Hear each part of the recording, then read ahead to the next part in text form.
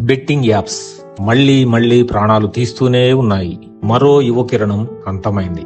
మరో కుటుంబం తీవ్ర వేదనకు గురైంది. ఎంటెక్ చదువుతున్న ఓ విద్యార్థి ఫ్యాన్ కు ఉరివేసుకుని జీవితం ముగించుకున్నాడు. బెట్టింగ్ యాప్స్ లో ఆట నిజమని నమ్మిన యువకుడు ఒకేసారి ₹1,00,000 పోగొట్టుకున్నాడు. తరువాత జీవితాన్నే పోగొట్టుకున్నాడు. తన వద్ద ఉన్న ఐఫోన్, రాయల్ ఎన్ఫీల్డ్ బైక్ అమ్మేశాడు.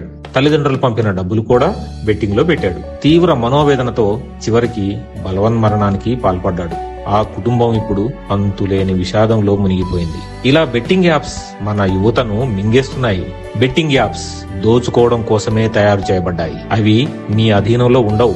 ఆ విషయాన్ని గ్రహించండి. ఒక్కసారి మీ ఉజ్వల భవిష్యత్తు గురించి, మీ తల్లిదండ్రుల గురించి, కుటుంబం గురించి ఆలోచించండి. బెట్టింగ్ యాప్స్ కి దూరంగా ఉండండి.